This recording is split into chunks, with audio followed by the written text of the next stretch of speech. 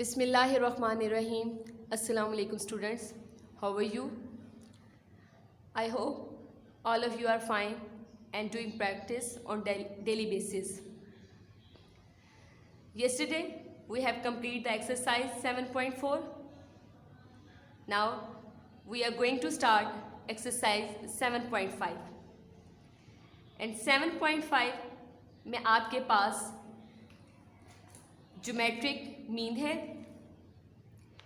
Geometric mean, a number g is said to be geometric mean between two numbers a and b. यानी a and b के दरमियान a और b के g होगा. अब normally हमें अगर ज्योमेट्रिक मीन फाइंड आउट करना हो तो हम फार्मूला यूज़ करेंगे. Geometric mean equality plus minus under root A B, और ए एंड बी आपके पास गिवन होगा. Clear? Now open your books. Page number is 191. Look at my book. Question number 1. Find geometric mean between, first part है 9 and 5, second part है 4 and 9, third part है -2 and -8. तो मैं आपको find out करवा देती हूँ geometric mean from first part. Let's start. Find geometric mean between 9 and 5. 9 and 5 के बिटवीन में आपने ज्योमेट्रिक मीन फाइंड आउट करना है. सोल्यूशन गिवन हमारे पास क्या है? Given it is represented by A and this is B, क्योंकि हमने फाइंड करना है geometric mean. Given a is equal to 9 and b is equal to 5. Geometric mean equality plus minus under root A B plus minus a is given 9 and b is 5. Equality plus minus 9 5s are 45. Break कीजिए, 3 से कर लें. 3 1s are 1 carry, 5 3s are 15, 3 5s are 15 and 5 1s are 5. Plus minus 3 square multiply by 5. Geometric mean equality plus minus 3 square which is cancel 3 under root 5. This is your answer. Clear girls?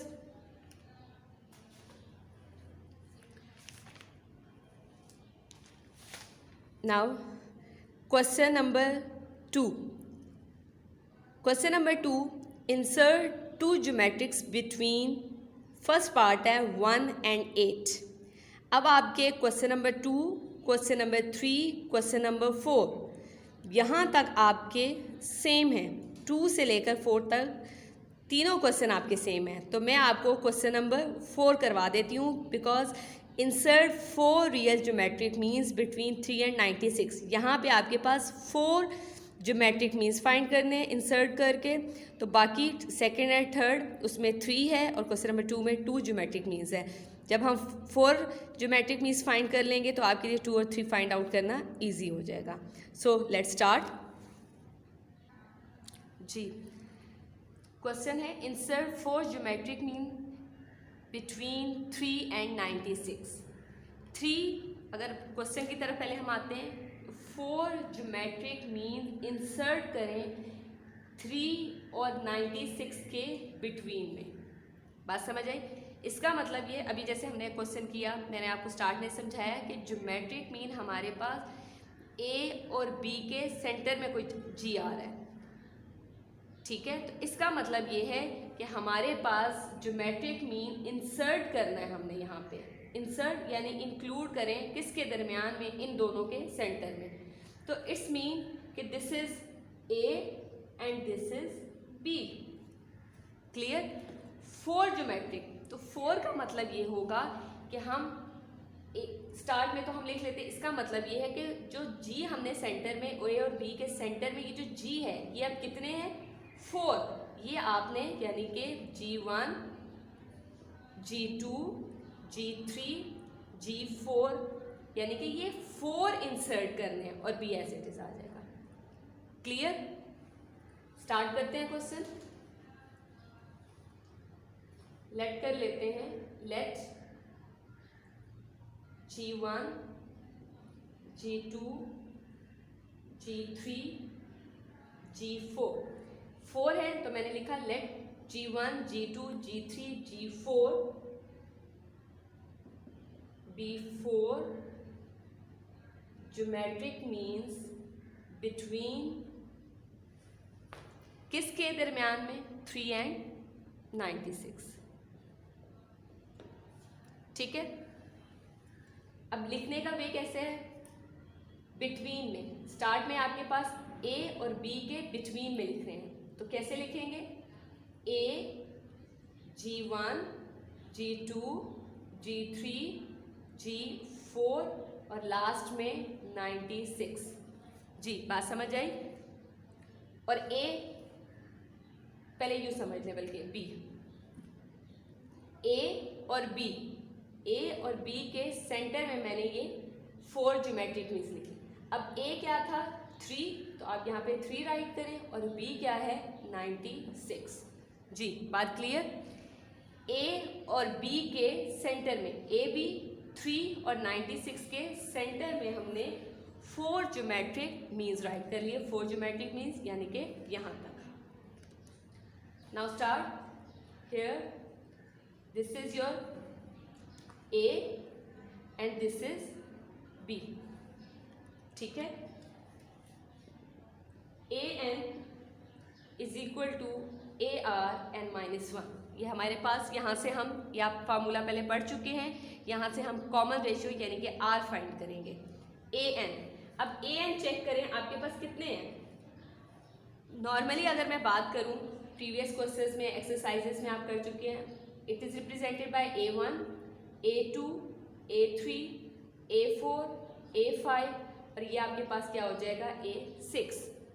यानी कि total आपके पास कितने हैं? ये A6, ऐसे ही है जी। AN की जगह और A आपके पास A1, और आपको ये भी पता है कि A1 इक्वल होता है A के। ठीक है, तो A1 या A आपके पास क्या है? 3, A is equal to 3। N आपके पास, N कितने हैं? टोटल N आपके पास क्या दिए हुए हैं? A6 is equal to 96 and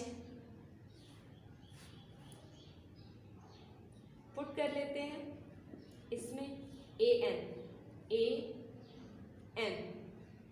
AN total कितने हैं? A6 इक्वालिटी A है 3, R है आपके पास अननोन, N है आपके पास 6 -1।